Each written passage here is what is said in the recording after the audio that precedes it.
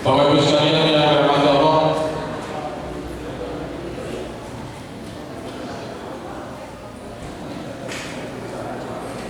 kita masih di acara ketiga, yaitu pembacaan ayat-ayat suci Al-Quranul Karim kepada Ananda Renaldi dan terjemahannya Ananda Rosi, santri Pondok Pesantren Al-Zikro.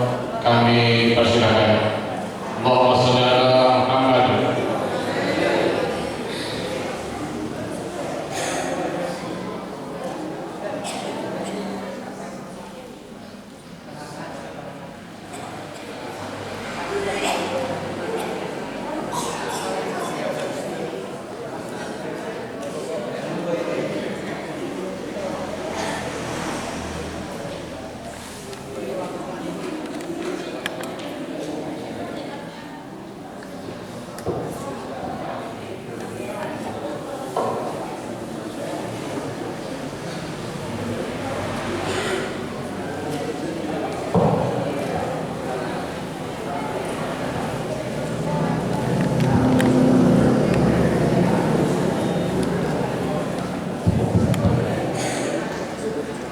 Assalamualaikum warahmatullahi wabarakatuh.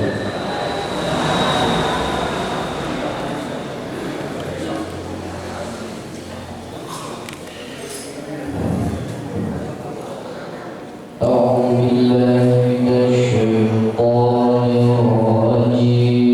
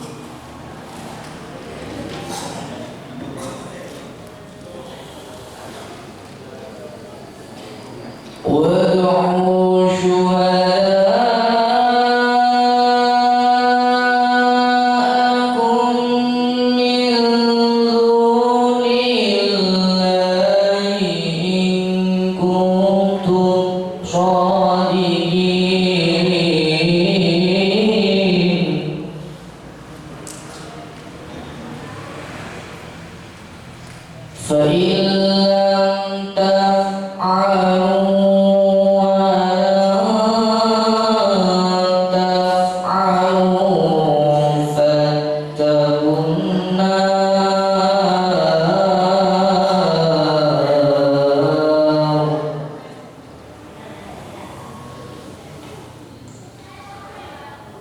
فاتقوا النار التي وقودها الناس والحجارة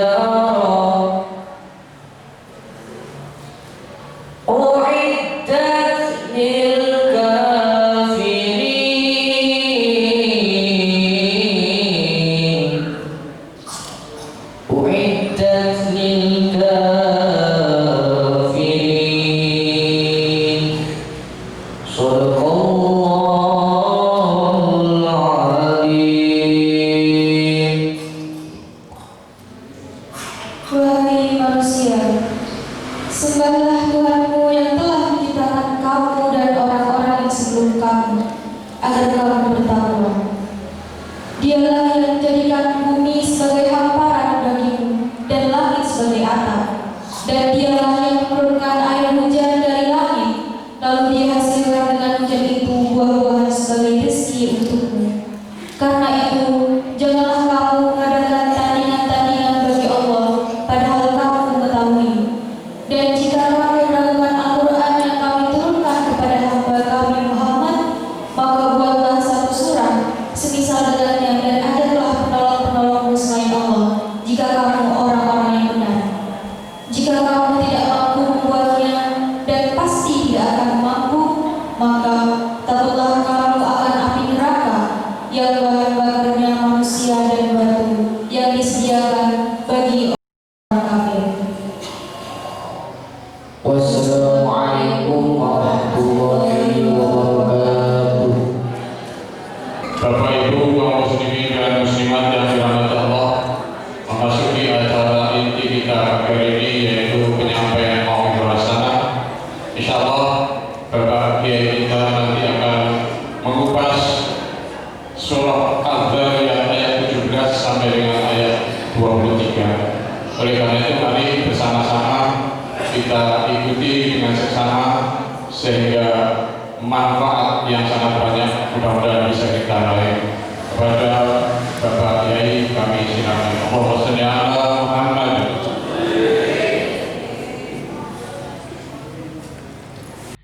Assalamualaikum warahmatullahi wabarakatuh.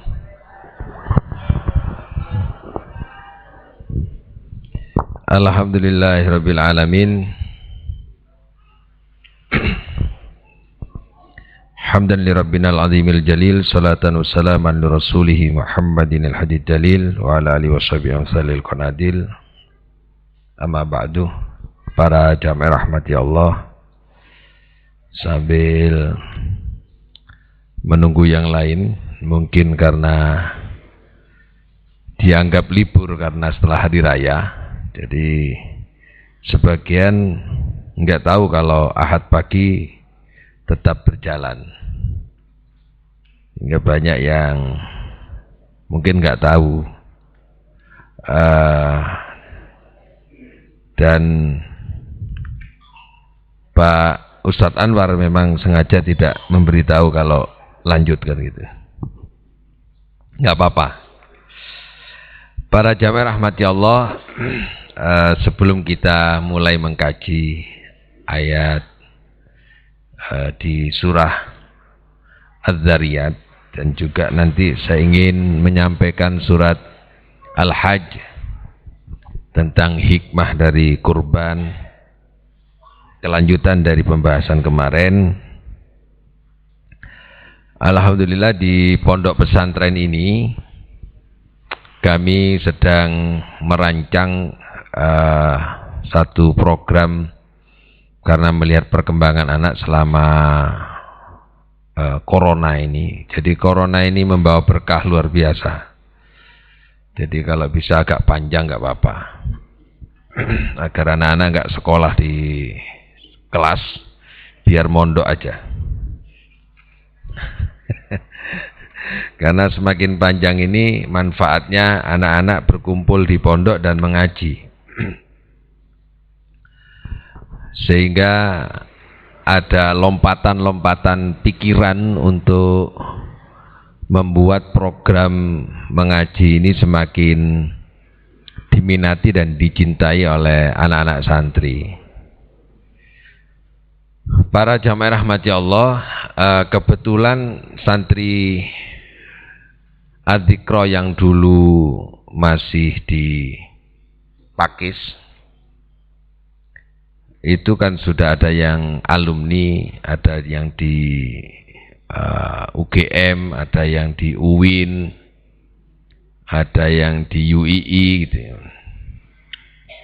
Alhamdulillah kembali karena harus kumpul dengan keluarga, karena kuliahnya kan kuliah daring juga, jadi menggunakan teknologi, ada yang Zoom, ada yang menggunakan virtual, macam-macam, sehingga tugas-tugas itu bisa dilaksanakan melalui HP. Anak akhirnya kumpul keluarga, dan alhamdulillah yang santri-santri yang di luar bisa kembali dan duduk di tempat ini ikut ngaji gitu ya. Ngaji lagi lah pokoknya. Ngaji lagi. Nah, sebelum kita mengaji 2 hari 3 hari yang lalu kami mencoba membuat program agar anak-anak ini cepat penguasaan pemahaman terhadap kitabnya itu lebih punya unggulan. Sekarang kita mencoba menghafal kitab Fathul Qorib. Jadi santri saya tugasi sesuai program menghafal kitab Fathul Qorib, dibaca sendiri, dicari sendiri, dihafal sendiri. Nanti ketika hafal disetor, tidak usah diperbaiki dulu, biarkan begitu aja dulu. Nanti dia akan memperbaiki sendiri setelah teorinya itu banyak difahami. Nah, alhamdulillah dari beberapa ini sudah hampir semua santri yang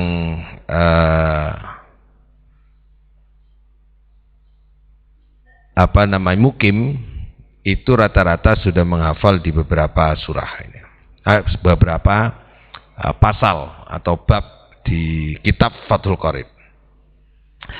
Harapannya nanti di bulan Desember santri itu sudah hafal Fathul Qorib itu paling tidak 8 bulan lah, itu tidak usah membaca kitab tapi dia hafal kitab. Itu hafal maknanya, i'rabnya dan muradnya. Ini wali santri yang hadir siapa ini? Ada Pak Hafid, ada bapaknya Sinta, bapaknya siapa lagi ya? Ibunya Mayang hadir nggak? Hadir. Terus ibunya Gita, bapaknya David ada? Hadir. Yang mana? Coba yang wali santri angkat tangan, wali santri. Nah, 1, 2, 3, 4, 5, 6. Nah, jadi nanti tak acak ya, coba ya. Wali santrinya ini. David itu baru belajar 1 bulan ya. Saya acak ini. Yang putranya Pak Hafid dulu ya. Ini sebelum ngaji, karena sambil ini baru datang ini, sambil nunggu. Mumpung ada Gus Faiz ada ya? Oh ya. Miranda mana Miranda? Sini Miranda.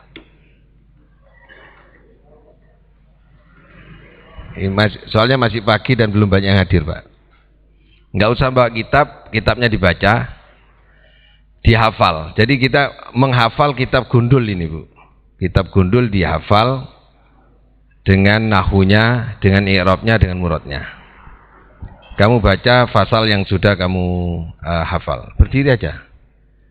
Sudah berdiri biar berani. Ayo. Ngadep sana. Ini putranya Pak Hafid ya. Ayo. Bismillahirrahmanirrahim. Faslun fi furudil wudu'i. Faslun utawi iki ku fasal fi furudil wudu'i ing dalam pira-pira fardune wudu.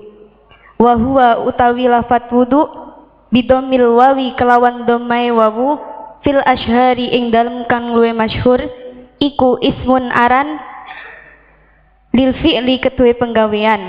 Wa huwa utawi lafat wudu iku al muradu kang den karepake huna ing ikilah fasal. Wa bi fathil wawi lan kelawan den fathah waune iku ismun aran lima kedue barang yutawaddau kang den wuduake bihi kelawan ma. Wa yastamilu lan menghimpun apa al awwalu lafat kang pertama Apa yutawaddau dibaca maju, binya jadikan naibul fa'il. bihi yutawaddau kang den wuduake bihi kelawan ma. Apa bihi kelawan ma. Wa yustamalan menghimpun apa al awwalu lafat kang pertama ala furudin ing atase pira-pira fardu wa sunanin lan pira-pira sunah. Wa dzakara lan nutur sapa al musannifu kai musannaf al furudo ing pira-pira fardu biqaulihi kelawan pengendikane musannaf wa furudul wudu'i utawi pira-pira fardune wudu iku sitatu asya'a ana 6 pira-pira perkara. Ini kan enggak pakai kitab sudah. Jadi kitabnya gundul kuning, mana kitabnya? Jadi bawa sini kitabnya. Contoh. Nah, jadi hafalan kitab gundul nanti hafalan Al-Quran mudah. Nah, jadi kitabnya sekian ini, kitabnya sekian Pak, tebelnya sekian ini, dan ini kitab gundul semua. Nah, ini kitab padat ini. Ini kalau ditulis bahasa Indonesia, tebelnya bisa 2 kali lipatnya ini. Nanti anak santri adzikro hafal kitab ini. Kalau hafal ini, kalau hafal kitab ini, nanti membaca kitab yang lain selesai. Mudah sudah itu. Ya, sedikit karena waktu. Ini Miranda putranya Pak Hafid. Sekarang siapa lagi? Yang di depan saya, Sinta. Mana Sinta yang SMP? Ini ayahnya datang soalnya. Mana Sinta? Oh, masih kapan? Terus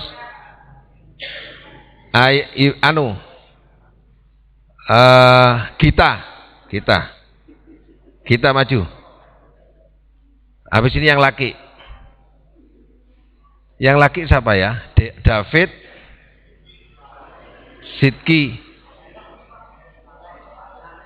Fahmi. Nah, ini besar badannya Pak. Anak ini masih usia 15 tahun. SMP kelas 3 ini. Cuman badannya aja besar kayak kuliah.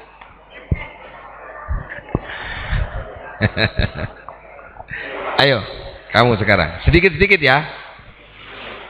Bismillahirrahmanirrahim. Faslun utawi ikulah pasal wal iktisalatu utawi pira-pira adus al masnunatu kan disunahake iku sab'ata asyara 17. Goslan rupane adus Goslu Jum'ati rupane adus Jumat lihadiriha kadue hadire adus Jumat. Hadir itu kalimat apa? Isim apa? Fa'il. Isim fa'il berarti harus ada kang menyimpan hadir. mana? Yang. Kang. Ya. Kadue wong kang hadir adus Jumat. Ya, Jumat. Ya. Terus Minal fajri sodiki saking Fajar Sodik. Ngadepi rono, ngadepi. Minal Fajri Sodiki maring Fajar Sodik. Terus. Wa ghuslu idaini lan aduse riyaya loro rupane fitru au adha Idul Fitri lan adha. Terus. Yadhulu bakal mlebu waktu hadal ghusli waktu ikila adus. Terus. Binis filaili kelawan separuhe bengi wal istisqoi lan aduse istisqa ay tolabu tegese nggo njaluk li sukya banyu minallahi saking Allah. Engko dibernakno maneh gak apa-apa ya. Yang penting sudah hafal, berani lah. Nanti kalau dikoreksi terus di anu kan grogi malah. Tapi tepuk tangan dulu untuk. Nah. Kalau jadi bunyai sudah pantas nanti.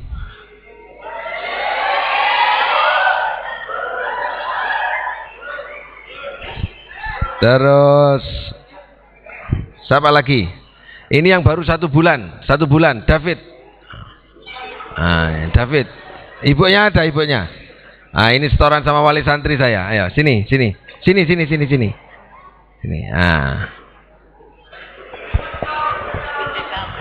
Ayo. Enggak tak koreksi, enggak usah dikoreksi. Ayo. Bismillahirrahmanirrahim. Faslun utawi iki fasol iku fil istinjai ing dalem nerangake istinja. Wa ada buqadil hajati lan pira-pira adab kang mutus apa hajat. Wal istinja'u utawi istinja wa huwa utawi istinja min najautu sai'a saking lafat najautu sai'a ai kotok tuhu tegese megot sae fakaan namangka kaya setuhune. Ya wis, lanjut terus gak apa-apa. Terus. Fakaan namangka kaya setuhune. Fakaan namangka kaya setuhune. Digoleki. Ana nang kono kaya iki. Al mustanji ya wong kang istinja iku yaktau megot apa bihi kelawan istinja. Medot apa bihi kelawan istinja. Apa kok bihi? Ya terus gak apa-apa wis. Bihi kelawan istinja. Terus. Lah lek dipedhot ngene iki wis gak tak pedhot wis terus wis. Ayo. Bihi kelawan istinja. Heeh. Be ono nang kono be. Tapi ini tidak apa-apa, ini 1 bulan. 1 bulan. Jadi mondoknya 1 bulan. Sudah begini alhamdulillah. Ini ditanya nahunya bisa loh. Apa tadi? Al-istinja. Al-istinja kalimat apa? Masdar apa? Tasrifnya apa tasrifnya? Istinja yastanji'u istinjaan wa mustanjaan. Ulangi. Istanja. Istanja yastanji istinjaan wa mustanjaan wa mustanjiun wadaka mustanjaun istanji lastanji mustanjaun. Ya lumayan, grogi titik gak apa-apa. Istanja. Apa niku? Binae bina apa? Kok istanja? Bina nakis. Nakis apa? Nakis.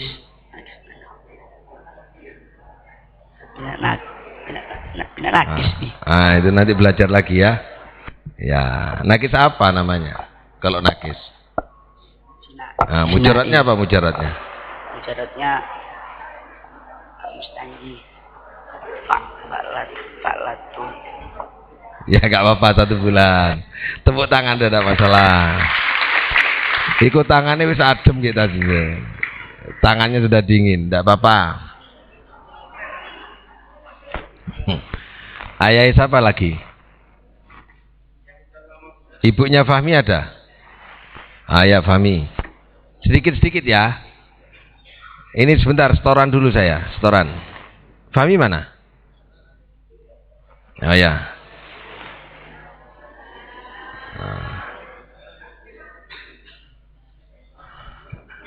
Nggak usah dikoreksi.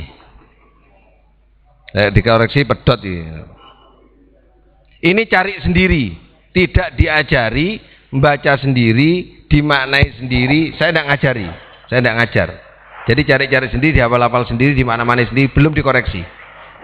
Ayo. Bismillahirrahmanirrahim. Faslun utawi iki ke fasal. Fi bayani ma ing dalam jelasake barang wala yazuzu lan oleh apa istimalu Wala yajuzu. wala ya Lah. Nah. Ajak grogi. fi bayani ma ing dalam jelasake barang yahrumu kang haram apa istimalu sayin nganggo suwiji wama lan barang yazuzu kang haram apa ma wa bada'alan ngawiti sapa ki musannif bil awali kelawan kang awal faqala moko ngucap sapa ki musannif wala yazuzu moko ora oleh fi ghairi daruratin ing dalem sakliyane darurat li rajulin kaduwe wong lanang au imraatin utawa wadon. Ini tidak Apa istimalu sayin? Kalau Fahmi ini tidak menghafalkan. Jadi ini hanya ingat-ingat waktu dia itu ngajari juniornya. Jadi dia tidak menghafal. Iya toh? Kamu belum menghafal. Ini belum menghafal tapi cuma ingat-ingat kalau apa namanya waktu ngajari. Jadi yang bantu saya itu justru santri-santri saya sekarang. Jadi ini sudah bantu saya ngajar kepada yang lain. Ini tidak hafal. Cuman nginget-nginget. Ya. Luar biasa. Harus dikit-dikit ya. Nah, wali santri mana lagi yang datang? Pokoknya setoran ini. Dikit-dikit. Valen. Nah, ini anak Valen ini. Ayo. Sedikit-sedikit. Nanti kalau salah biarin aja. Nah. Sabar nggih, Pak? Begitu. Sabar yen. Iki setoran ke ane ini. Ayo. Kamu sini. Ini nol banget, dari nol banget ini. Ayo.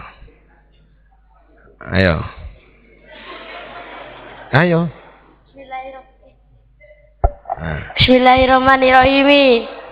Kitabu agami toharoti.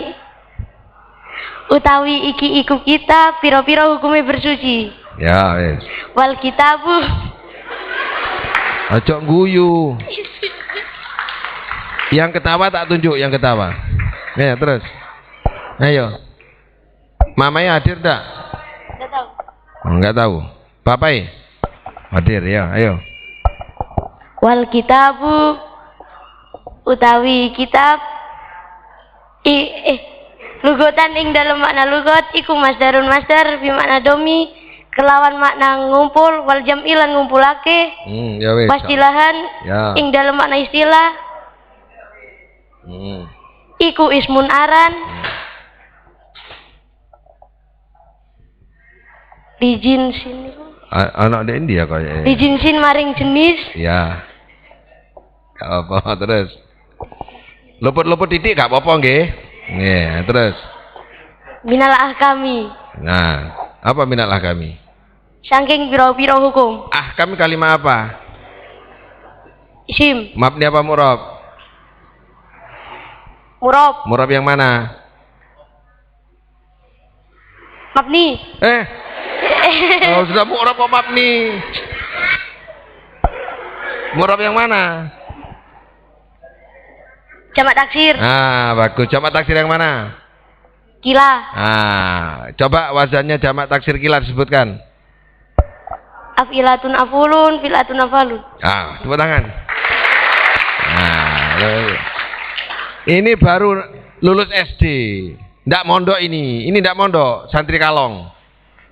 Ini ndak mondok, Bu. Santri yang hadir hanya maghrib gitu toh. Kadang-kadang subuh datang. Itu sudah ngatasi. Alhamdulillah sudah ngerti nahu. Wali santri siapa lagi? Kok gak? Siapa yang belum? Wali santri yang hadir siapa lagi ini? Ini Mayang. Mayang ini namanya Nurul Hidayah, masuk Mayang saja nih, ya. Ayang. Mayang itu mama sayang. Ayang. Nah, ini tidak pernah mondok, sudah kuliah baru 1 bulan. Ayo. Bismillahirrahmanirrahim. Faslun utawi iki ku fasal fizikri sayin ing dalem nerangake sewiji-wiji minal ayani mutanajisati saking pira-pira kahanan kang kena najis, wama lan barang yadhuru kang suci apa ma minha minal ayani mutanajisati, wama lan barang layat huru ora suci apa ma, wal juludul maitati lan piro-piro. Jadi apa wujuludul maitati? Jadi idofi. Iya, mudhof ilaih. Mudhof ilaih. Nah, di awal kalimat bukan? Iya. Nah, makrifat apa nakirah? Marifat. Makrifat dengan apa? Makrifat Dengan apa? Makrifat dengan al. Coba isi makrifat ada berapa? Isi makrifat ada 7. 6. Ada 6. Nah, yang ke-6 apa? Yang ke-6 Jangan grogi. yang ke-6 muhalabi al. Yang ke-6 apa yang ke-6? Mudhof. Sigot Mudhof. mudhof ilaih. Mudhof pada makrifat. Mudhof pada makrifat. Mudhof pada makrifat apa enggak? Kenapa, Bi? Wajuludul maitati mudhof pada makrifat enggak? Iya. Kalau begitu jadi apa kedudukannya? Jadi mudhof. Jadi Mudhof. Mubtada. Gitu. Ayo. Oh ya. Utawi wajuludul maitati piro-piro kulite mayit kulluha. Ya mayit gak apa-apa terus. Piro-piro kulite batang kulluha sekabehane juludul maitati. Ya, enggak apa-apa terus. Ya wis terus. Kulluha sekabehane juludul maitati tudharu dan suciake. Bidibagi kelawan tudharu dan suciake opo juludul maitati bidibagi kelawan nyamak. Iku sayin. Kok iku terus sayin. Kok sayin? Bentar. Ngebleng. Ya enggak apa-apa, baru 1 bulan. Apa? Jadi apa? Kenapa? Mari dibagi, lupa. Dibagi. Habis waktunya nanti ini kalau dibuat diskusi sama kamu. Gak apa-apa wis, tepuk tangan ya. Ya lumayan sudah. Willy ada ibunya? Mana ibunya Willy? Ibunya Willy yang mana? Bapaknya Willy yang mana? Oh ya, bapaknya Willy. Willy sini. Ngapunten Pak, ini kalau nggak nanti saya disalahin ini. Ya, dikit aja wis, yang penting bahwa ini menghafal gitu ya. Nah, Willy, kamu berapa bulan di sini? 2 bulan, ini 2 bulan. Tadi Mayang 1 bulan, ini 2 bulan. Ayo. Bismillahirrahmanirrahim. Fasun utawi kiku fasol pinawakidil wudu'i ing dalem pira-pira perkara batalake wudu. Al musamati pira-pira kang den arani apa nawakidil wudu. Aidon halemane. Kenapa al musamati? Jadi apa? Jadi apa kedudukannya? Kang Iya, aja wedi. Isim. Ya terus masih macet kok. Terus saya. Bi asbabil hadasi kelawan pira-pira sebab hadas waladi utawi perkara kang yang kudu batalake apa alladhi ayubtilu tegese batalake apa alladhi alwudu'a ing wudu. Wis tak takoni ae. Nawakid itu kalimat apa? Kalimat apa? Nawakid. Isim apa? Mabni apa mu'rab?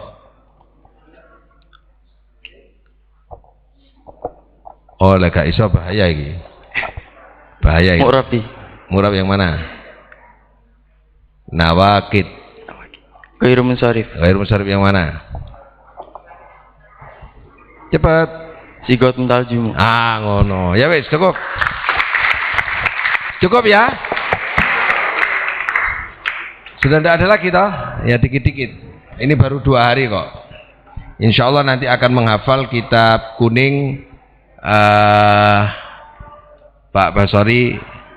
Desember insya Allah sudah bisa kuasai lah anak-anak. Ini nyari sendiri, memaknai sendiri, belum setoran dan belum diperbaiki. Tapi luar biasa lumayan, dia sudah ngerti kedudukannya. Jadi saya ingin santri kita punya prestasi nanti di tahun-tahun yang akan datang bisa menghafal kitab Fathul Qorib dan hafal Quran. Saya sudah kontak sama saudara saya Ustadz Zubaidi yang dia punya ponaan namanya Nila. Nila ini hafal Quran 30 juz sekarang di Lirboyo dan insya Allah nanti akan mengajar khusus menghafal Quran. Jadi nanti menghafal Quran sekaligus dengan makna. Nanti dia mukim di sini. Nanti dia mukim di sini bersama santri perempuan. Insya Allah bulan depan dia datang dari Lirboyo. Ya, mondoknya di Lirboyo cuma 2 minggu. Karena dia tidak kerasan, sehingga saya tarik ke sini. Dia hafal 30 juz. Nanti salah satu yang membantu Abi untuk menghafal Quran. Ya. Bapak Ibu yang saya hormati, yang terakhir sebelum kita ngaji, saya punya santri dari UGM jurusan Bahasa Arab.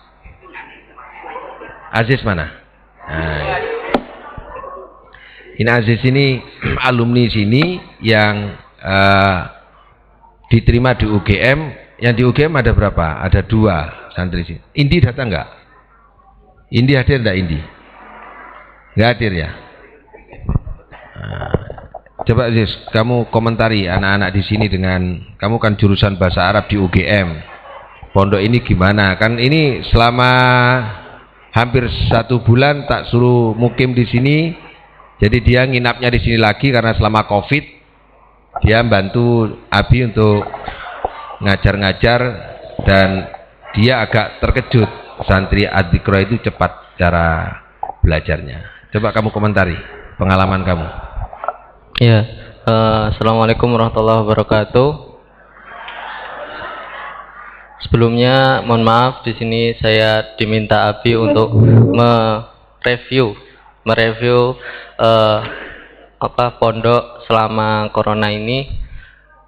Ya, sebenarnya tidak disangka-sangka dari 6 bulan sebelumnya saya kesini terakhir kesini itu santri-santri itu teman-teman itu sudah jauh lebih tinggi daripada ilmu nahwu sorofnya daripada teman-teman saya sendiri di Universitas Gadjah Mada. Karena ya bisa dibilang karena latar belakangnya teman-teman saya itu berbeda. Ada yang dari SMA yang nggak pernah belajar bahasa Arab sama sekali, kemudian masuk sastra UGM, terus belajar dari nol, sama yang di sini yang sama-sama belajar dari nol. Ya dihitung kalau saya kuliah itu sudah 3 tahunan. Teman-teman itu masih belum bisa membedakan isim fi'il huruf saja masih belum bisa. Ada yang masih belum bisa. Nah, sedangkan teman-teman di sini itu sudah jauh lebih rinci daripada itu. Nah, apalagi selama Covid ini, kemarin terakhir saya ke sini itu langsung disuguhi pertanyaan yang saya gak pernah dengar sama sekali tentang materi nahwu shorof. Akhirnya ya diskusinya ya malah sama teman-teman di sini. Kalau di Jogja malah gak pernah diskusi tentang nahwu shorof. Jadi malah saya diskusi nahwu shorof itu malah di sini, Bi. Ya. Gitu. Tepuk tangan.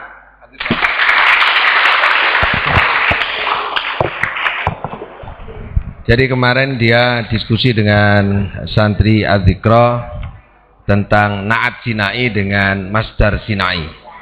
Dia selama jadi mahasiswa jurusan bahasa Arab di UGM, dia tidak pernah mendengar apa itu Na'at Sinai dan bagaimana Masdar Sinai dengan Na'at Sinai. Itu agak pelik anunya diskusinya. Dia mengatakan bahwa alhamdulillah santri Adzikra sudah membahas hal-hal yang rumit, termasuk yang dibahas di Alfiyah. Itu insya Allah santri-santri Adzikra sudah membahasnya dengan baik.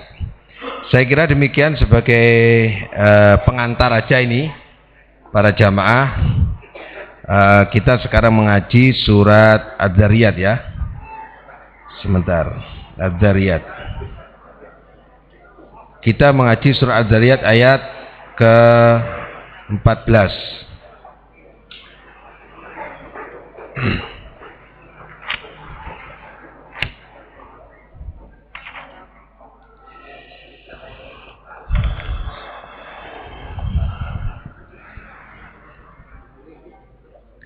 Innal muttaqina fi jannatin wa uyun. Sesungguhnya orang bertakwa itu keberadaannya, posisinya ada di surga. Ya, kenapa saya langsung jujuk kepada innal muttaqina? Apa kaitannya dengan kurban? Di surat yang lain, di surat Al-Hajj itu disebutkan la yanalallaha luhumuha wala dima'uha walakin yanaluhu taqwa minkum. Kalau ada kalimat lan itu berarti tidak akan pernah, la yanalallaha, tidak akan pernah sampai kepada Allah. Daging kurban itu enggak sampai kepada Allah. Darah kurban tidak sampai kepada Allah, wala dima'uha, tidak sampai kepada Allah. Ayat ini sebagai kritik terhadap kebiasaan waktu itu di Tanah Arab. Itu kalau dia berkurban itu bikin sesaji gitu, dagingnya dibakar, lalu kemudian biar aromanya itu bisa dihirup, nah itu disajikan kepada Tuhannya. Itu cara mereka ya, orang-orang jahiliyah dulu begitu. Lalu kemudian darahnya itu dihambur-hamburkan di dinding-dinding Ka'bah gitu. Model-model sesaji-sesaji gitu. Sehingga Islam itu sebenarnya tidak anti budaya, tapi menyempurnakan budaya yang berkembang di masyarakat. Jadi ada sesuatu yang memang dipertahankan tetapi kemudian disempurnakan, ya. Ada yang dibuang sebagian, ditambah sebagian. Ada yang kemudian seluruhnya diganti. Nah, model-model kurban ini dulu adalah model-model sesaji begitu. Akhirnya ini karena tidak punya sisi-sisi sosial, dagingnya dibakar lalu hanya diambil aromanya, ini secara sosiologis tidak bermanfaat. Azas manfaatnya diambil, kemudian ini diserahkan kepada fakir miskin. Nah dari sini kalau dalam sisi sejarah kemarin sudah kita ungkap tentang bagaimana peristiwa Qabil dan Habil. Tapi di sini saya ingin menyampaikan bahwa kebiasaan itu dia menganggap bahwa Tuhannya mereka itu bisa dia sembah melalui sesaji, yaitu dengan membakar dagingnya, diambil aromanya, atau menghambur-hamburkan dindingnya sebagai pengabdiannya kepada Tuhan. Nah di Al-Quran ini kemudian terjawab, la yanalallaha luhumuha wala dima'uha. Daging dan darah yang kamu ambil dari kambing, unta, sapi itu tidak sampai kepada Allah. Walakin yanaluhu taqwa minkum. Tetapi yang sampai itu takwa. Jadi yang sampai itu takwa. Bukan kambingnya, bukan sapinya, bukan untanya. Alat ukurnya adalah takwa. Kalau kita ambil secara filosofis bahwa dari sini ada hal-hal yang sifat fisik, ada hal-hal yang sifat substansi. Kita tidak boleh terjebak pada simbol. Penyembelihan itu simbol. Kambing itu simbol. Sapi itu simbol. Target sasarannya bukan di situ sebenarnya, substansinya adalah takwa.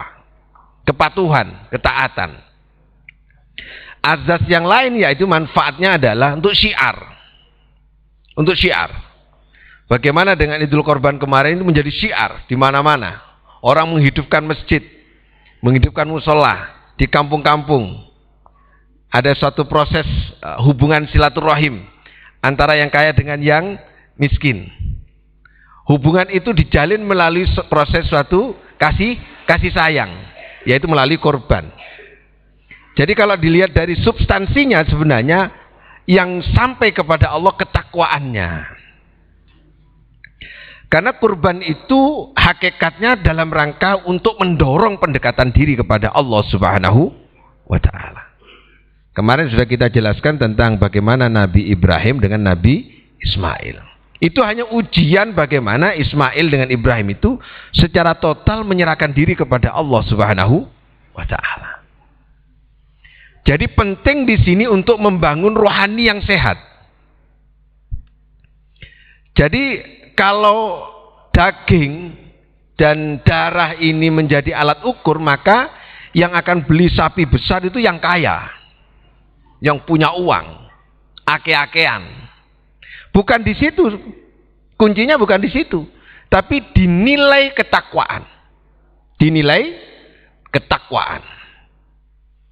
Maka kata takwa ini sangat unik bahasanya. Kata takwa ya, kata takwa itu unik. Kalau kita menggunakan kata iman, iman itu bisa dipakai oleh orang lain, oleh agama lain. Saya iman kepada Tuhan saya, itu bisa dipakai. Kata ikhlas bisa dipakai, ridho bisa dipakai. Tapi kalau kata takwa itu nggak bisa dipakai oleh orang lain. Takwa itu mesti hanya bisa dipakai oleh orang Islam. Ini uniknya kata takwa. Takwa itu makna dasarnya adalah memelihara. Memelihara iman yang ada di dalam hati. Memelihara hubungan dengan Allah. Maka sesungguhnya berkorban yang merupakan simbol kita itu melepaskan sebagian harta kita, itu adalah targetnya adalah memelihara hubungan dengan Allah, dengan jalan memperbaiki hubungan dengan sesama. Jadi alat ukurnya orang baik kepada Allah itu harus diukur dengan bagaimana dia baik dengan sesama. Kalau bahasa yang keren itu biasanya hubungan horizontal dan hubungan vertikal. Jadi ada azas manfaat ke samping, tapi kemudian targetnya adalah pengabdian diri kepada Allah. Bagaimana ketika kita melepaskan harta kita untuk membeli kambing, untuk membeli sapi? Apa tujuannya? Itu yang punya nilai di situ, itu yang sampai kepada Allah. Ketika Nabi Ibrahim itu melempar iblis dengan batu, ya, melempar setan waktu itu dengan batu, ada suatu pertanyaan. Batu itu kan benda fisik, material. Bagaimana kemudian benda material bisa menyentuh benda yang imaterial?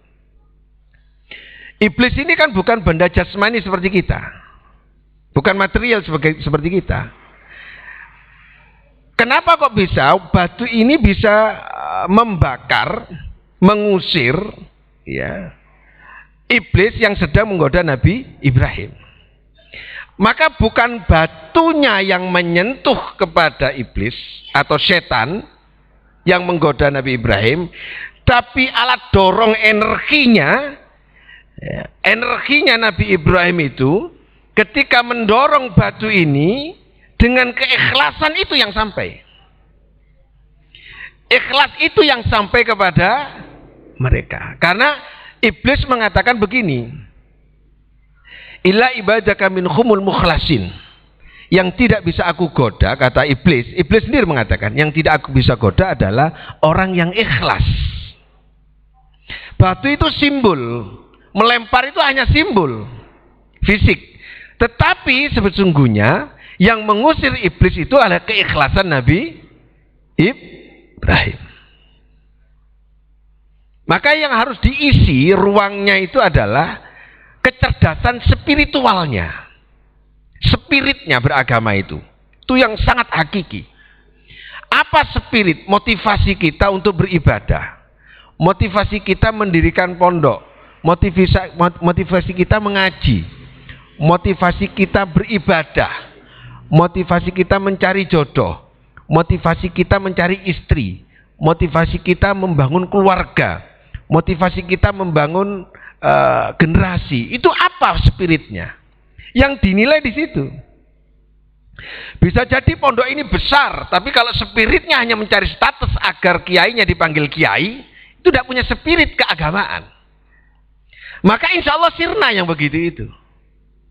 Karena hanya berupa batu, karena hanya berupa monumen tanpa isi. Orde Baru dulu itu identik dengan Pak Harto. Ketika Pak Harto nggak ada, Orde Baru nggak ada.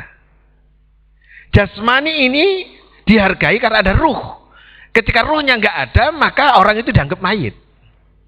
Dan secantik-cantiknya mayit, insya Allah kita nggak mau kalau disuruh menikah dengan mayit. Karena nggak ada ruhnya.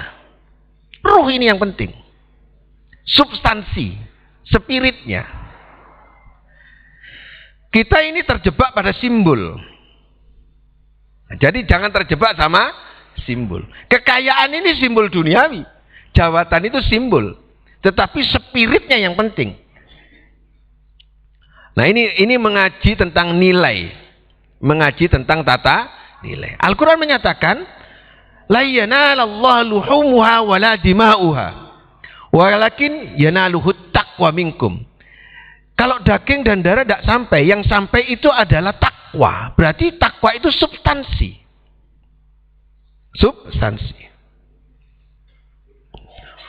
Ya. Maka ada perintah fatazawwadu fa inna khairaz zadi taqwa wattaquni ya ulil albab. Berbekalah engkau karena sebaik-baik bekal itu takwa. Berarti kalau ingin membekali anak itu bekali takwa. Jangan dibekali harta. Kalau takwa kena, kalau takwa itu kena, maka harta kena. Ini saya ulang-ulang ya Bu ya. Karena ini penting di sini. Ini rumus hidup ini. Kalau kita ingin cari duit, kalau ingin cari rezeki, kalau kita ingin cerdas, itu kuncinya, substansinya, ambil takwanya dulu. Kuncinya yang diambil, ruhnya yang diambil. Allah berjanji begini, wattaqullah wa yu'allimukumullah. Takwalah engkau kepada Allah, Allah yang akan mengajarkan ilmu kepada kita. Saya bilang kepada guru-guru, karena saya kebetulan LKBHP BPGRI, jangan hanya mengajar di dalam kelas dengan buku-buku dan materi-materi itu aja. Dengan referensi-referensi karangan-karangan profesor doktor itu aja. Tapi Allah menjanjikan bahwa kecerdasan itu ada guru yang sejati. Yaitu takwalah kepada Allah, Allah yang akan mengajar kepada kita. Kita kadang-kadang lupa. Anak dicerdaskan dengan guru, oleh guru. Ada yang tidak dicerdaskan melalui guru, tidak dicerdaskan oleh buku, tidak dicerdaskan oleh bahan ajar. Siapa yang mencerdaskan? Allah. Terbukti Nabi Muhammad langsung dididik oleh Allah Subhanahu wa ta'ala. Nabi Khidir dididik langsung oleh Allah Subhanahu wa ta'ala. Lah bagaimana dengan kita? Bisa kita dididik langsung oleh Allah Subhanahu wa ta'ala. Coba di surat Iqra bismi rabbikal ladzi khalaq, khalaqal insana min 'alaq. Iqra wa rabbukal akram. Alladzi 'allama bil qalam. Alladzi 'allama bil qalam. Bil qalam itu menggunakan perantara ballpoint. Kalau ballpoint berarti menyebut buku. Kalau buku ballpoint berarti papan tulis. Kalau papan tulis berarti guru. Ada proses sebab akibat. Alamal insana ma lam ya'lam. Ini Allah langsung yang ngajar. Siapa yang langsung diajari Allah Subhanahu wa ta'ala? Apabila dia itu takwa kepada Allah. Jadi orang bertakwa itu pasti cerdas. Karena gurunya adalah Allah. Jadi mendidik anak itu harus ada dua jalan. Disekolahkan iya, tapi dididik agar jadi takwa, agar dididik oleh Allah Subhanahu wa ta'ala. Ini kalau ingin cerdas, takwa, substansi ini. Inti di sini. Nah kita lupa. Kita hanya berpikir kursus. Kita hanya berpikir diktat. Gak salah, tapi gak lengkap. Karena ada dimensi yang lain yang lebih dahsyat, yaitu wattaqullah wa yu'allimukumullah. Takwalah engkau kepada Allah, Allah yang akan mengajarmu. Coba, yang ngajar itu Allah langsung ya.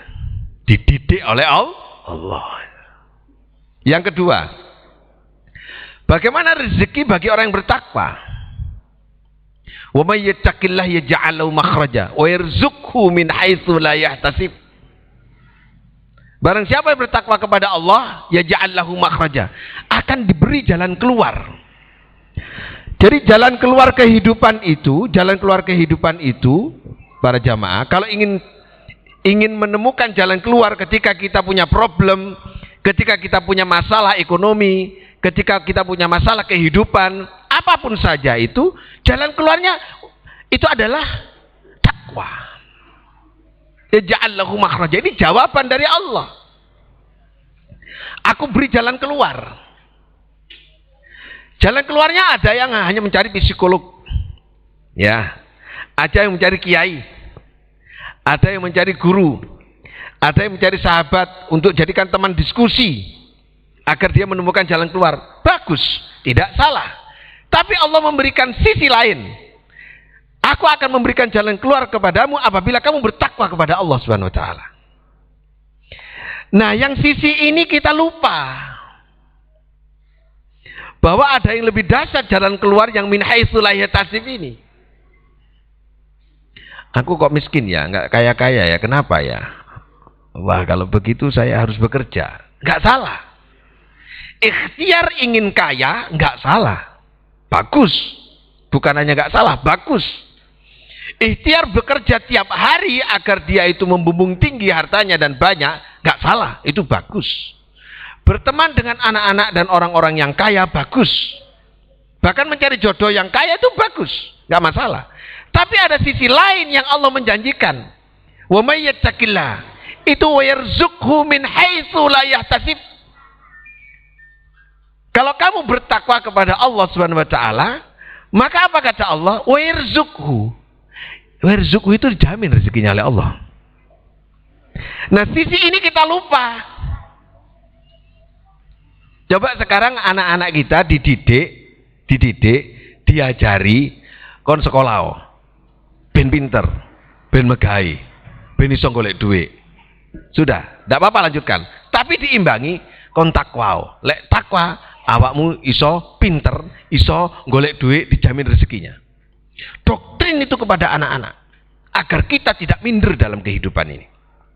Orang yang minder dalam kehidupan, orang yang tidak percaya diri dalam kehidupan, ini karena dia gak total bertakwa kepada Allah.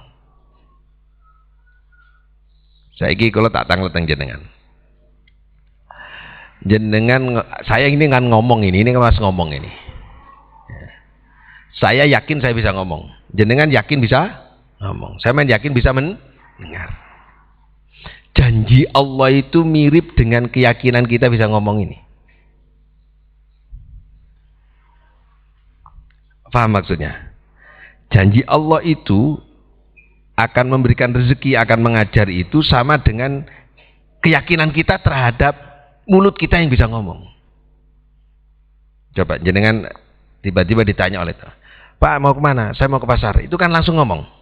Ya. Kan sampean yakin kalau sampean bisa ngomong. Keyakinan itu, janji Allah itu seperti yakinnya jenengan terhadap diri kita bisa ngomong, bisa berjalan, bisa mendengar, bisa melihat. Sama seperti itu, spontan seperti itu. Kenapa nggak terbukti? Ya karena kita memang tidak bertakwa. Nggak tenanan takwa nih. Apa syaratnya takwa? Syaratnya takwa itu sebelum masuk ke tingkat muttaqin itu harus muhsinin. Harus muhsin dulu. Apa muhsin itu? Muhsin itu ciri-cirinya mengurus orang lain minimal sama dengan dirinya. Melayani orang lain minimal sama dengan melayani dirinya. Bahkan lebih. Dia mengurus orang lain itu persentasenya lebih banyak daripada ngurusi dirinya sendiri. Hidupnya hanya digunakan untuk melayani orang lain. Itu ciri-ciri muhsin. Ayo, siapa yang wani guys? Kita ini kan egois toh Bu. Egois toh. Banyak ngurusi diri sendiri kan. Coba kita latih bahwa kita mengurusi orang lain, melihat orang lain seperti melihat diri sendiri. Itu untuk meningkat kepada takwa.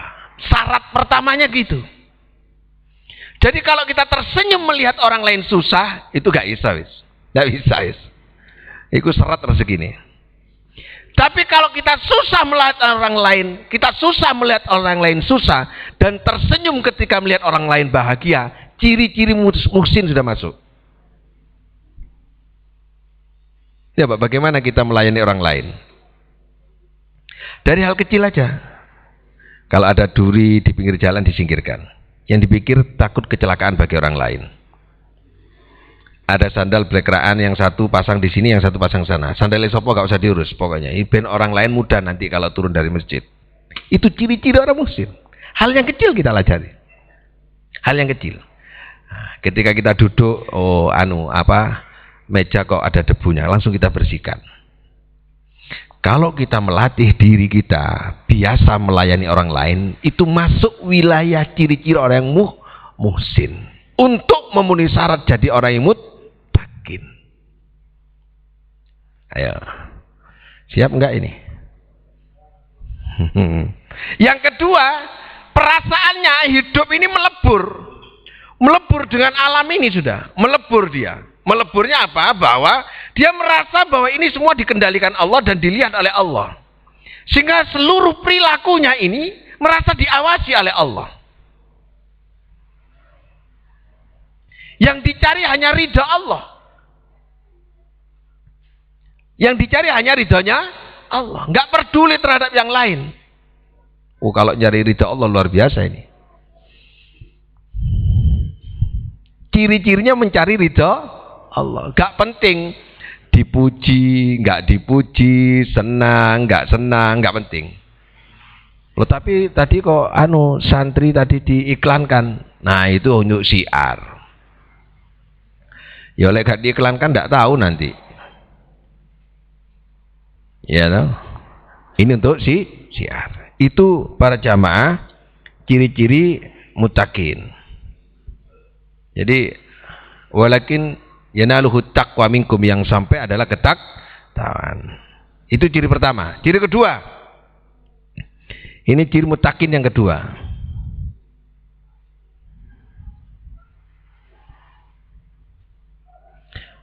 Kanu qalilan minal laili ma yahjaun. Tidurnya sebentar. Kalau malam itu. Dan tidak nyenyak. Tidurnya sebentar dan tidak nyenyak. Karena yang dipikirkan takut dia tidak manfaat hidupnya. Nanti kalau saya bangun apa yang saya kerjakan, kalau saya tidur apa yang dikerjakan. Itu yang dipikirkan adalah kebaikan terus. Itu yang kedua. Kanu qalilan minal laili ma yahjaun. Yahjaun itu artinya tidur sebentar yang tidak nyenyak. Tidur yang tidak nyenyak. Jadi lek tidure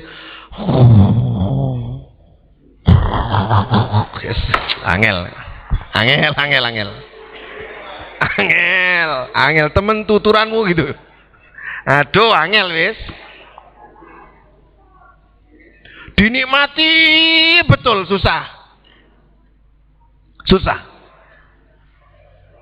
Qalilan minal laili, sedikit dari malam.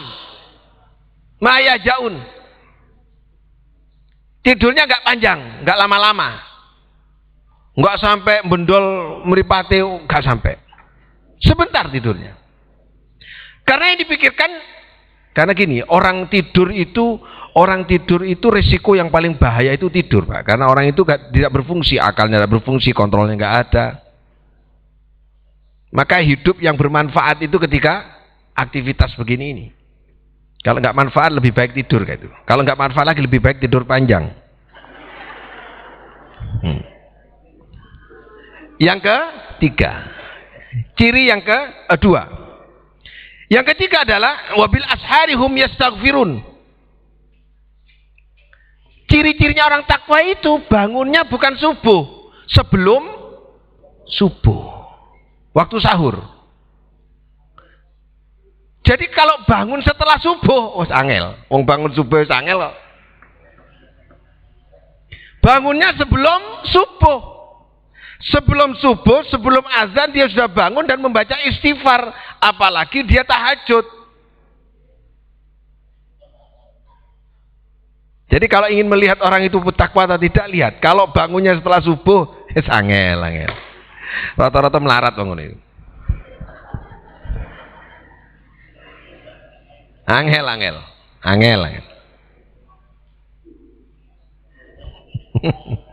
Coba kita praktekkan sekarang. Kalau kemarin kita ngajinya itu kan, kalau ada orang menyakiti kita maafkan, ya, terus kita doakan. Sekarang ayo kita takwa kepada Allah. Ciri-ciri muttaqin adalah tidurnya sebentar dan bangunnya sebelum subuh. Wah, aku turunnya itu tangine pas azan nih, berarti pas subuh. Ini sebelum azan. Sebelum azan sudah bangun. Coba dirogoi awake dhewe masing-masing ini. Jenengan kalau bangun itu pas subuh, setelah subuh apa sebelum?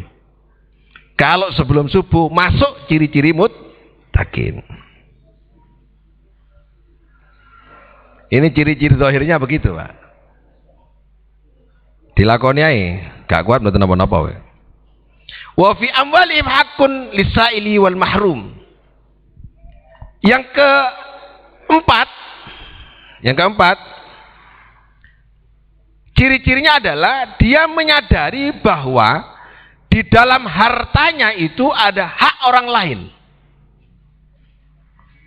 Harta yang dimilikinya itu ada hak orang lain. Ini ciri keempat. Ya. Untuk diserahkan kepada orang lain. Nah, kurban ini masuk wilayah ini. Harta kita diserahkan kepada orang lain. Disembelih, diserahkan orang lain untuk kepentingan orang lain. Ini kan punya dimensi sosial. Itu ciri-ciri muttaqin. Boleh ngelakoni ini ya napa nih kira-kira? Enak nggak? Iso nggak nih? Bisa ya? Bangunnya sebelum subuh. Tidur malamnya harus sebentar. Tidur malam itu istirahat kok. Istirahat itu kan sebentar. Pemain sepak bola itu kan 45 menit main 2 kali. 90 menit. Istirahatnya berapa menit? 15 menit. Berarti tidurnya jangan panjang-panjang. Mainnya yang panjang. Hidupnya, aktivitasnya, kegiatannya ini harus lebih banyak daripada tidurnya. Wal ja'alna naumakum subata. Aku jadikan tidurmu istirahat. Itu yang keempat. Wa fil ardi ayatun lil mukinin. Ini rumusnya hidup ini. Wa fil ardi ayatun lil mukinin. Di bumi ini tempat Allah menunjukkan karya agungnya. Ayat itu karya agung. Ada bangun, ada gedung, ada gunung, ada lautan, ada macam-macam ini. Ini karya agung Allah. Ini ayat-ayat Allah. Jadi di bumi ini karya agung Allah. Saya lanjutkan. Ini di bumi. Di bumi itu karya agung Allah. Bumi ya. Wa fi anfusikum afala tubsirun. Dan di diri kamu, diri kita ini ada potensi. Manusia itu punya potensi, punya otak, punya hati, punya tenaga, punya gagasan, punya inisiatif. Ini potensi. Bumi, diri. Yang ketiga, wa fis sama'i rizqukum wa ma tu'adun. Rizki itu ada di langit. Rizki itu ada di langit. Di bumi hanya karya. Di diri ada potensi. Berarti di langit rezeki kita telah ditetapkan.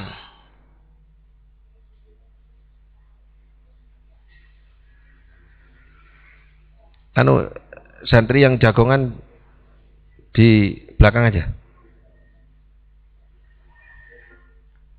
Fokus ya. Dikira gak angel ngajing ini. Angel lagi. Gak kabeh iso ndelasno ini. Sulit loh ini.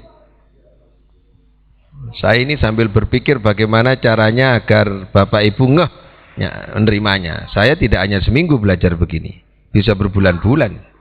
Muqabalah kitabnya banyak, bisa diskusi dan seterusnya. Santri hanya mendengar. Mendengar sambil jagongan nggak dapat kamu. Ya. Wa fis sama'i rizqukum wa ma tu'adun. Di langit itu ada ketetapan rizki. Jadi rizki itu ditetapkan di langit, Bu.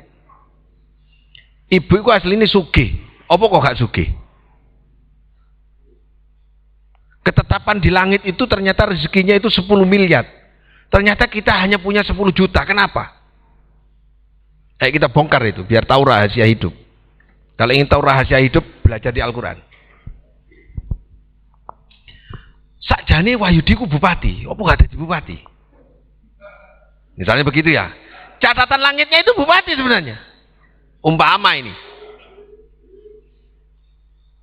Sakjane Pak Hafid itu konglomerat besar. Misalnya begitu. Catatan langitnya sudah jelas. Karena Allah menyatakan wa fis sama'i rizqukum. Di langit rezekimu. Kalau begitu, kalau dibalik secara letterlek kan nggak di bumi rezeki itu. Ada di langit, ketetapannya di langit. Wa ma tu'adun. Dan apa yang dijanjikan oleh Allah Subhanahu wa taala itu ada di langit semua. Ya nopo carane nyenggek? Nah, gitu ya. Agar SK itu turun. SK konglomerat itu biar turun. SK kaya itu biar turun. Karena ketetapan langitnya rezekinya itu sekian. Agar turun gimana? Hidupkan potensi diri. Tiket alat sengge ini adalah menghidupkan potensi. Apa potensi pertama yang diberikan oleh Allah adalah akal, otak. Maka Nabi Adam ketika pertama kali ditolak oleh malaikat, maka yang dihidupkan pertama kali oleh Allah adalah wa'allama Adam al-asma'a. Berarti kalau ingin kaya, untuk nyenggek rezeki harus cerdas, pinter, ora oleh bodoh. Situ nomor 1.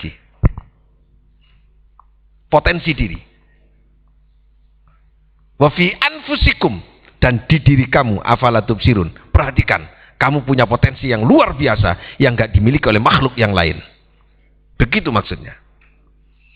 Jadi bagaimana agar anak kita tidak susah, ibu gak susah nanti kalau meninggal dunia atau sakit, ya apa anakku besok mangan apa, biar gak mikir gitu, cerdaskan anaknya. Rezeki pasti diturunkan oleh Allah. Itu pasti, tidak usah insya Allah. Karena kepastian. Wa ma tu'adun, itu janji Allah. Yang dijanjikan oleh Allah Subhanahu wa ta'ala. Cerdas nomor 1. Apa cukup dengan cerdas? Tidak hanya cukup dengan cerdas. Tadi sudah ada takwa. Kenapa kita suruh baik hubungan dengan orang lain tadi?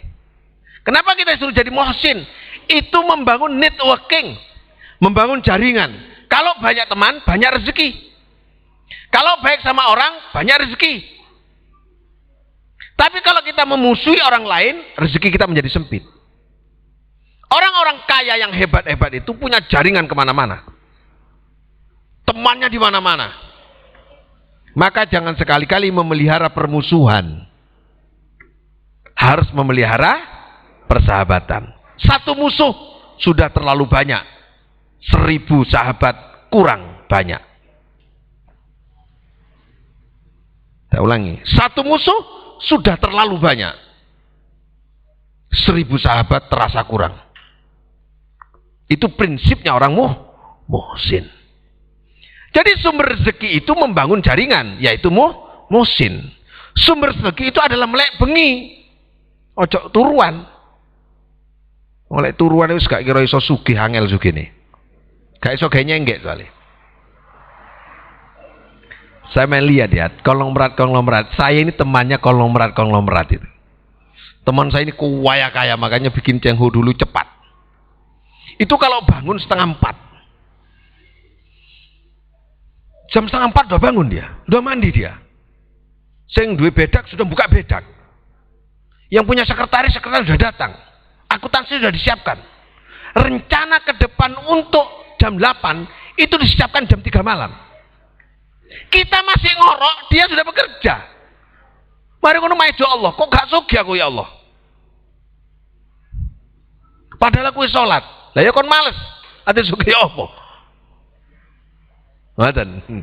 Ya ini saya agak hanyut karena ini memang harus saya sampaikan dengan suasana batin yang agak tajam agar masuk ke hati. Kelemahan kita ini sedang apa?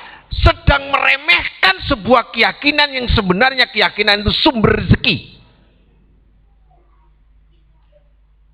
Saya buktikan itu. Saya tidak punya uang, hak tidak punya uang, beli tanah ini tidak punya uang. 2 masjid kita bangun dalam 1 tahun. Masjid itu di atas masjid ini, itu dalam 1 tahun. Apa modalnya? Keyakinan. Iso. Iso. Santri kita ajak ke sini, tidak ada asrama putri. 1 hari mau pindah, itu dijual, kita beli. Berapa harganya? Iya, wis muni miliar gak apa-apa, tak tuku nih. Gak ada duit, saya jual Fortuner, jadi. Ini tidak punya uang malah, yakin. Jadi kita harus belajar yakin. Karena sudah jelas. Wa fil ardi ayatun lil mukinin. Tak ulangi ya. Wa fil ardi ayatun lil mukinin, bagi orang yang yakin. Di bumi ini adalah karya agung Allah bagi orang yang yakin. Tak ulangi, harus yakin. Jangan ragu. Nah ini nomor 1 itu kuncinya, jangan ragu. Ragu itu yang membuat gagal. Nah gitu. Saya ini lahir kaya. Tak omong notok ben roh. Lahir kaya njemu anak wong gak duwe. Tak niati ben sing gak duwe dadi sugih. Ngono. Ojo golek anak wong sugih, iku males jenenge. Anak wong gak duwe cukup ben sugih. Aku sing nyugihno. Jauh nang Allah. Ngono yakin ngono. Golek bojo golek anak wong sugih. Ya kan apa namanya itu? Senden kayu jati. Karepe dhewe. Ngono sing lanang ngono. Ya. Asik gak kalau gitu? Asik. Jomu anak yatim. Aku tak dadi bapake. Ngono, sing gagah ngono lho. Hah? Asik gak itu? Asik ya. Gitu. Yakin.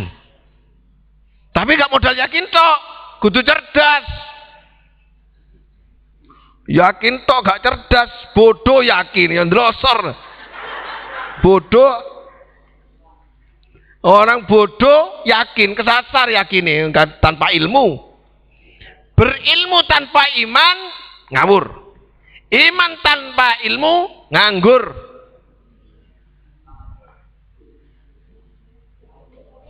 Tak ulangi catatan itu. Ilmu tanpa iman ngawur. Iman tanpa ilmu nganggur.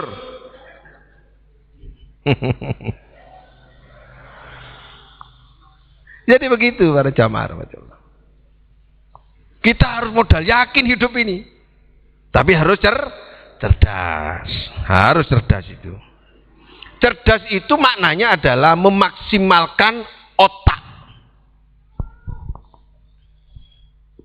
Kemauan harus keras. anu Pak Haji kula pun sepuh ya wong tuwek mosok aku kon sinau.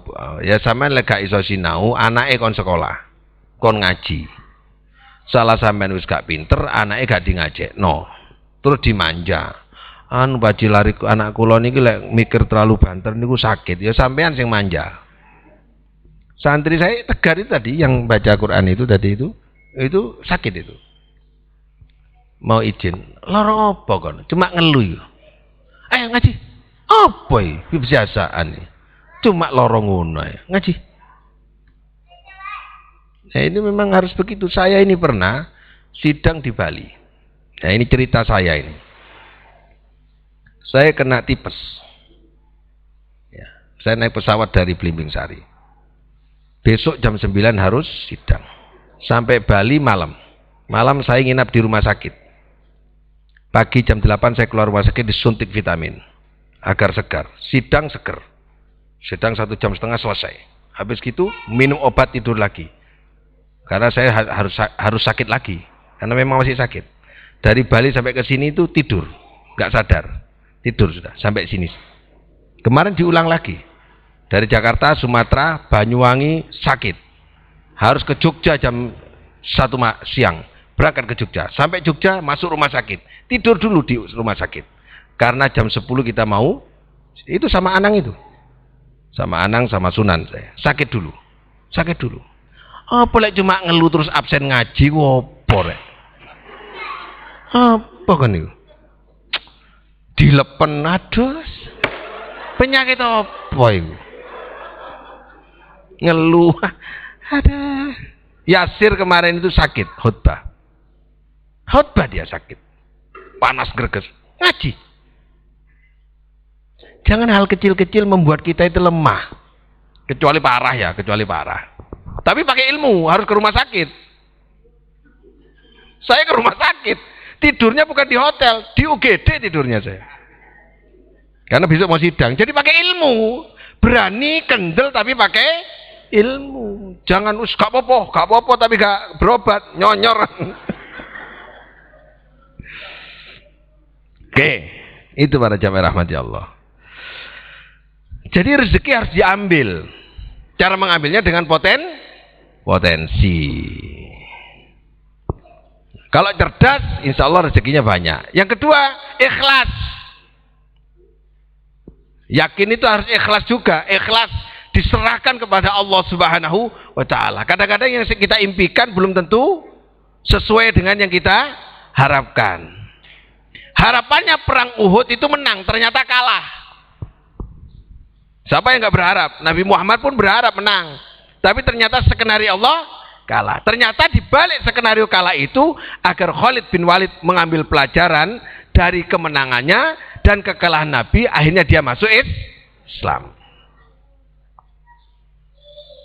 Jadi gagal itu bukan berarti rusaknya segalanya, bukan.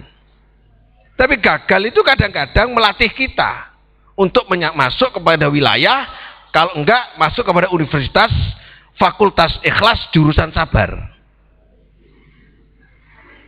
Gagal itu kan masuk fakultas ikhlas, jurusan sabar. Pondok Pesantren Az-Zikra Muhammad Cengho itu masuk kuliah fakultas ikhlas, jurusan sabar. Ya, itu kalau ingin jadi orang bertakwa. Ayo kita amalkan sekarang. Ayo kita amalkan sekarang ya. Santri sudah tak bilangi, latih diri kamu kalau ingin jadi orang besar, ngelayani orang lain. Jangan minta dilayani. Ngapunten Pak, saya ini kadang-kadang nyapu sendiri halaman itu sama santri-santri. Saya nyapu kok, ngepel nggak ikut ngepel saya. Emangnya saya dilayani oleh santri-santri itu. Ayo, sopo santri-santri tak kon ngelayani, aku sing ngelayani awakmu, awas kon gak percaya kon ayo. Nah, kadang-kadang saya masuk ke asrama sana itu ikut bersih-bersih. Kotor kabeh. Kita ngelayani. Ini bukan apa? Bukan sombong enggak. Itu cara kita melatih agar jadi orang besar. Orang besar adalah, orang hebat adalah orang yang mau melayani orang lain. Kalau kita itu jadi orang minta dilayani orang lain, itu orang kecil. Kan orang besar itu melayani orang lain. Nabi Muhammad melayani umat. Para nabi-nabi itu, ulama-ulama melayani umat. Kalau kita ingin mencontoh orang besar, harus bisa melayani orang lain. Apalagi melayani orang tua, saudara, teman, sahabat, orang terdekat kita layani dengan baik. Itu para jamaah rahmati Allah. Ini jamnya jam 8. Intinya saya mengajak melalui surat Az-Zariyat ini, mari kita menjadi orang yang muttaqin. Orang yang bertakwa kepada Allah Subhanahu wa ta'ala. Secara total, jangan ragu hidup di dunia ini, karena sesungguhnya hidup di dunia ini menentukan kehidupan kita kelak di akhirat. Mudah-mudahan ngaji kita ini ada manfaatnya, dan santri-santri kita ini mudah-mudahan menjadi santri yang unggulan. Tidak hanya unggul di bumi tapi unggul di langit. Tidak hanya unggul sekarang tapi unggul di akhirat. Senangkan orang tuanya dengan cara kamu punya prestasi. Ya, senangkan orang tuamu dengan cara kamu punya prestasi. Wali santri jangan anaknya sering diajak pulang. Ono selamatan titik, mulai gak usah wis, nang kene ngaji. Selamatan urusan jenengan di rumah. Mau ono maulutan mau apa, biar di sini ngaji dia. Tiap hari ngaji. Ngaji kita sehari selama Covid ini 10 jam satu hari, Pak. Anak-anak ini sampai remek. Nyonyor. Saya kira demikian. Saya ucapkan terima kasih. Mudah-mudahan ada manfaatnya. Semoga pengajian pada pagi hari ini, minggu depan kita tetap ngaji lagi. Minggu depan kita tetap ngaji lagi. Alhamdulillah kemarin kita menyembelih 3 sapi, 5 kambing. 3 kambing saya taruh sini, yang 2 kambing saya taruh di kampung halaman. Saya beli 2 kambing, beli 1 sapi. Yang sapi saya taruh sini, yang 2 kambing saya taruh kampung halaman. Mudah-mudahan tahun yang akan datang bisa lebih, sapinya lebih. Karena ternyata bisa berbagi dengan tetangga-tetangga. Itu insya Allah Pak RT ya, kita agak rata kemarin. Bisa dengan tetangga, silaturahim luar biasa. Piku orang datang ke sini, arus lalu lintas orang. Wah, alhamdulillah senang. Pondoknya rame akhirnya. Malam Rebu nanti anak-anak saya ajak untuk sedikit ada hiburan. Saya mengundang live musik.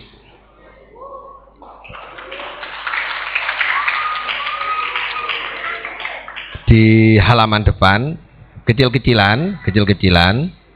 Nanti santri sambil lalu sama hadra sama baca kitab.